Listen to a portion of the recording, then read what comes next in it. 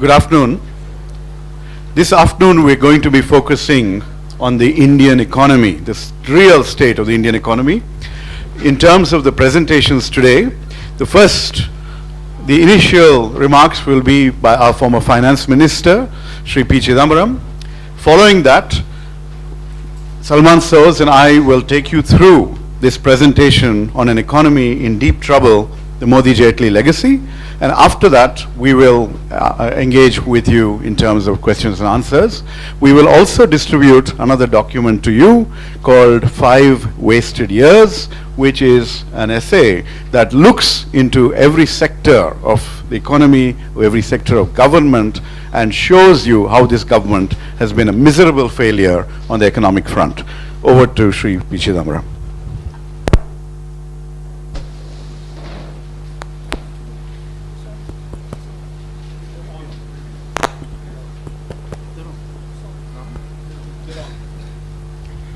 Good afternoon. However much the Prime Minister and the BJP want to take away the narrative from the economy, ultimately what matters to the people of India is the state of the economy. I believe, my party believes that eventually the people will judge this government based on its performance in the management of the economy. As we get closer to the end of the elections and the declaration of results, I find that people have begun to find their voices.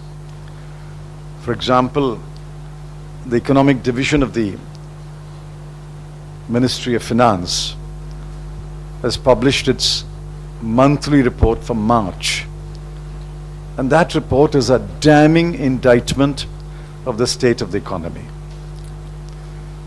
Yesterday, the NSSO shot a major hole into the CSS data and the CSO's GDP series. It turns out that the MCA 21 data, which has so far not been made public or shared with any researchers or economists, is full of falsehoods. 35% of the companies in the MCA data do not exist or cannot be traced.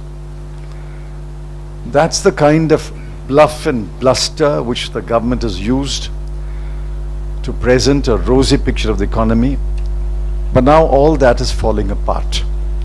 Let me quickly list 10 or 12 headlines from the March 2019 report.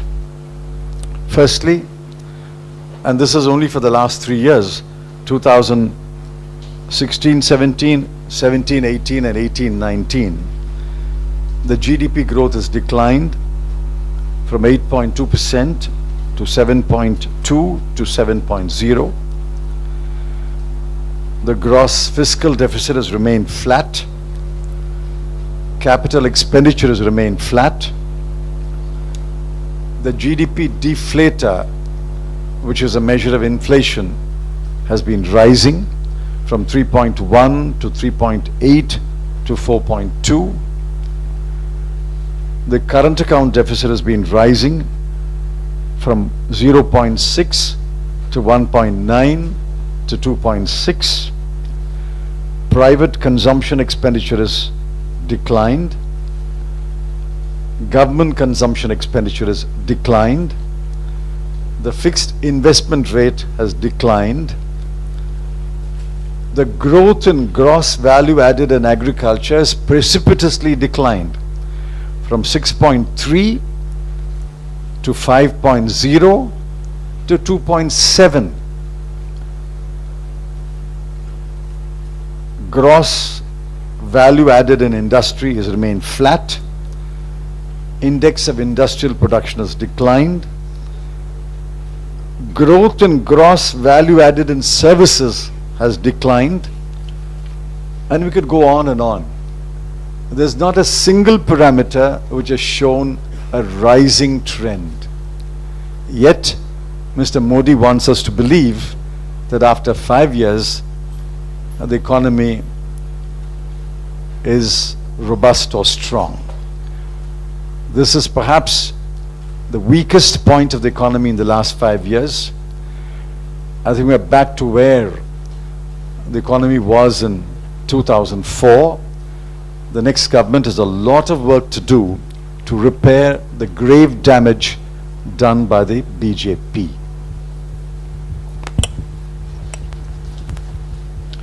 Thank you, sir. I want to take you through a few more details, and this is a handout that you will have with you.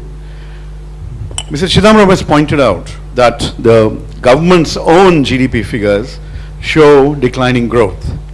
Now, yesterday's NSSO data and the expose that has come out in the Mint today suggests that even these numbers, which we were doubting, these are already overestimates.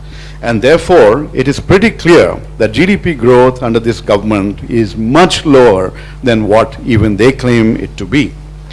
Now, again, when it comes to the fiscal deficit, let's take a look at that picture. If you look at the tax revenues that have come in, it's pretty clear that the government is going to be facing a very significant shortfall of 1.6 lakh crores in tax revenue, and the fiscal deficit is likely to be nearly 3.9 to 4%, much higher than what this fiscally disciplined government, so-called fiscally disciplined government, has tried to portray. Inequality also under this government, which is a Soot Boot Ki Sarkar, has also worsened considerably, and you've seen that. We're showing you the details on that front as well. And the last slide that you will see on this picture here is about investments and savings. Only when savings increase will investments increase, and when investments increase will the economy's growth increase, more jobs be created. And you can see the downward trend during the few years of Modi Sarkar. This has led to, next, a massive jobs crisis across domains, and we are aware that the unemployment rate is at a 28-year high. And the labor force participation rate across sectors, male, female, urban and rural, is all showing signs of continuous decline. The youth are facing severe joblessness, and the highlights are on the side out there. Just in 2018, more than 1 crore worth of jobs have been lost, and a large number of those people who are still at work are earning less than 10,000 per month. This is also after the damage done by demonetization, which is alleged to have which is shown to have cost 35 lakh people their jobs, and which has resulted in the male workforce shrinking for the first time in 25 years. So the grim unemployment scenario, the fact that there are no jobs, in total contrast to the Prime Minister's argument that he would create 2 crore jobs a year. That's the reality, and that's why when the Prime Minister throws challenges, he never ever throws a challenge to compare his economic track record with our track records over previous years. Salma? Thank you, Rajeev. I want to talk about rural distress. अगर आप farmers की कहानी सुने, मोदी जी कहते हैं कि 4 साल अभी के बाद 4 साल में फार्मर्स की इनकम डबल हो जाएगी. उसके लिए एग्रीकल्चरल सेक्टर का ग्रोथ रेट क्या होना चाहिए? 10% पर ईयर. आप लोग पत्रकार हैं, आपको पूछना चाहिए मोदी जी से कि लास्ट टाइम इंडिया में एग्रीकल्चरल सेक्टर की ग्रोथ 10% पर एनम कब हुई? जब आपको वो जवाब नहीं दे पाएंगे, आपको पता चलेगा ये जुमलेबाज सरकार है. आप वेजेस की हालत देखिए क्या है, आप फार्म प्राइसेस को देखिए क्या स्लम्प है, आप एग्रीकल्चरल ग्रोथ देखिए यूपीए के टाइम में और एनडीए के टाइम में बुरा हाल है. और ये सिर्फ वादे करते हैं, निभाते तो है नहीं. आप कंजम्पशन पे चलिए, क्योंकि आखिरकार जब लोग स्कूटर खरीदते हैं, जब लोग ट्रैक्टर खरीदते हैं, ऐसी चीजों रिटेल सेल्स होती हैं. That is what contributes to to economic growth. That is how you create jobs. यहाँ पे तो कुछ है नहीं. Indicator after indicator, the Modi government is underperforming. And by the way, this chart that you see on the left, it is not a comparison with UPA 1, which obviously had a great growth rate. ये तो UPA 2 जिसको सब कहते थे खराब है, तो Modi government cannot compete with UPA 2 and they deserve to be thrown out. Households की सेविंग जो है कम हो रही है, हाउस होल्ड में कंजम्पशन कम हो रहा है, और लोन ज्यादा लोग लेने लगे हैं अब पर्सनल कंजम्पशन के लिए. That is a dangerous thing and we have to watch out, and that is why this government must be kicked out, so that we, यहाँ पे जो हमारे एक्सपीरियंस लोग हैं वो इस इकोनॉमी को वापस रिवाइव करेंगे. Rajiv. If you look at investments and what's happening, number of factories built per year on average has come down dramatically under the NDA. What happened to Make in India, you might want to ask. Investment and manufacturing investment has declined, fresh investments have declined, and the value of new project announcements continue to fall. And if you turn to the banking sector, where neither are banks lending nor investors borrowing, you see that what is increasing are the number of banking frauds, the number of willful defaults, the rise in the number of NPAs, and we are facing a huge crisis in the NBFC sector that will only unfold and be this government's gift to the next incoming government. Credit growth has been extraordinarily sluggish, and when you move to the import-export domain, as Mr. Chidambaram pointed out, you will see that the current account deficit, exports minus imports, has been worsening. Imports continue to grow, exports are at a 14-year low as a percentage of GDP. Similarly, the rupee, they made a lot of noise about the value of the rupee before the last election. Today, it stands at 70 to the dollar. And this at a time when oil prices are firming up and we're going to be facing numerous challenges. So the good days, the अच्छे दिन, were when oil prices globally were low. This government did not take advantage of it, and as a result, we are left with a sluggish economy, and foreign investments are not coming in either. They're on the decline. So overall, what you see is a government that has failed the Indian economy. They're good at writing blogs, they're good at wild talk, but nothing when it comes to managing the economy in the way it should be managed. We will also distribute and send you by email the report on 5 wasted years across sectors of the economy, and together with everything else that we've discussed here, you will have a clear sense of mismanagement of the most horrendous sort under Mr. Modi and Mr. Jaitley. We're happy to answer questions. Thank you, Professor Gowda. We'll have questions now. किससे सवाल है जी?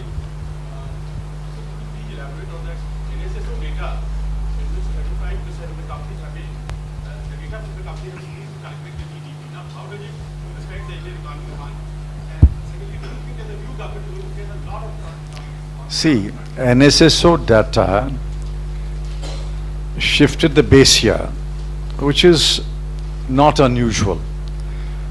But NSSO data, the CSO data, CSO data shifted the base year, which is not unusual. But the CSO data gave up the RBI database and switched over the Ministry of Company Affairs database called MCA 21. Now, MCA 21 has not been made available to anyone in the public domain, not available to economists, not available to researchers. It's a closely guarded secret of the government. They are using MCA data to get information about companies, their production, their profits, etc. Now, NSSO, in the survey that was underway and completed, has found that 35% of the companies in the MCA database do not exist. They are not traceable. They've either closed down or they are not found in the addresses they have given. So what is the data you're using to fool the people of this country that the GDP growth is much higher than in UPA? This is a scam. This is a scandal which has to be investigated first before we find solutions to it.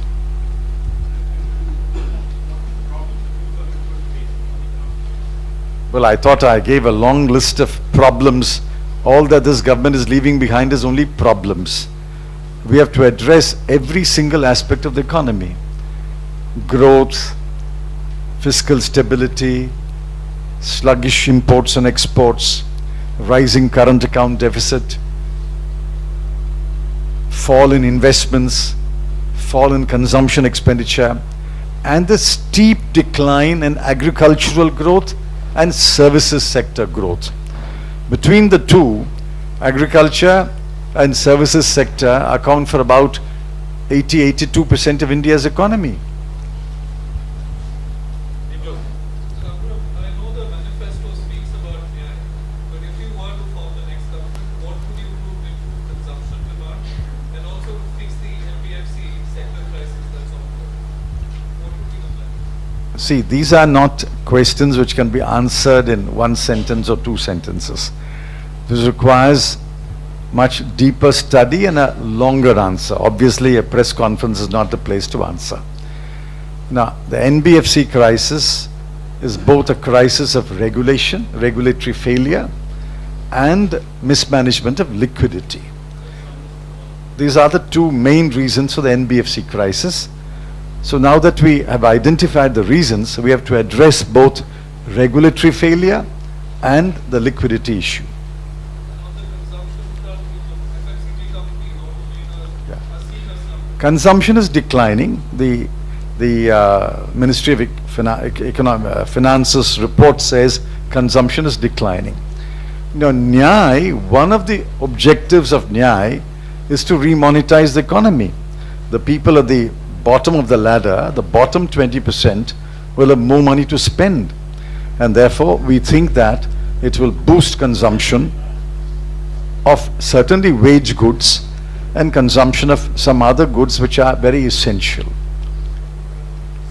Neeraj. आपको लगता है कि आपने जो indicators बताए थे economic slowdown के इसका चुनाव में इसको आधार मान के मतदाता वोट कर रहा है क्योंकि प्रधानमंत्री आपने खुद कहा है कि प्रधानमंत्री अलग रिटॉरिक में चुनाव को ले जाए तो क्या इस इंडिकेटर्स को आधार बनाकर मतदाता वोट कर रहा है कि आपकी सरकार किस बात पर need to remind the voters that these are the issues that See, I started by saying, however much Mr. Narendra Modi wants to take away the narrative from the economy, ultimately we believe that the people of India will vote on the state of the economy.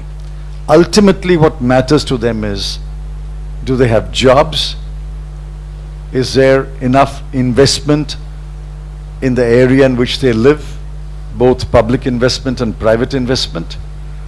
And is there an increase in their income? These are the matters which will weigh with the voter when she enters the polling station.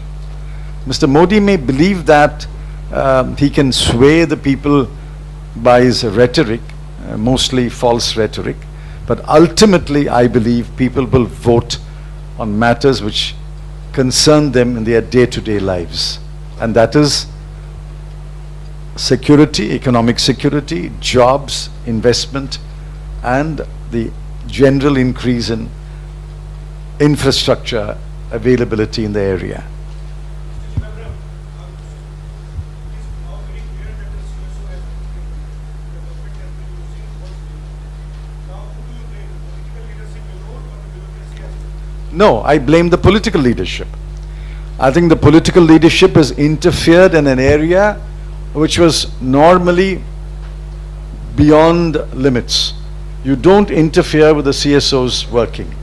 You don't interfere with the NSSO's working. The political leadership has virtually captured or intimidated the CSO and the NSSO. You saw two of the only remaining officers resigned, Mohanan and Meenakshi. So it is entirely the blame that has to be laid at the door of the political leadership, whose approach has been to capture and intimidate institutions. Yes, Kumarji. Chidambaram, you are confident about that Congress is coming back. You said that factually very well. In banking sector, it's a very much problematic. From RBI authority factors, state banks, RTF and everywhere. Continuously, government has subsidized some of the poor performing banks. So if Congress come into the power, how we will continue there? Otherwise, because they are going to they have already not more bank. So how you feel that? No, there is an answer in our manifesto. We said that we will consolidate the banks, no more than 6 to 8 banks, big banks in the country. And on the NPA problem, we have said in the manifesto, and Dr. Manmohan Singh repeated it, the one-size-fits-all approach was totally wrong. You should have taken a sectoral approach. Steel sector, telecom sector, MSMEs, power sector. You should have taken a sectoral approach and addressed the sectoral NPAs.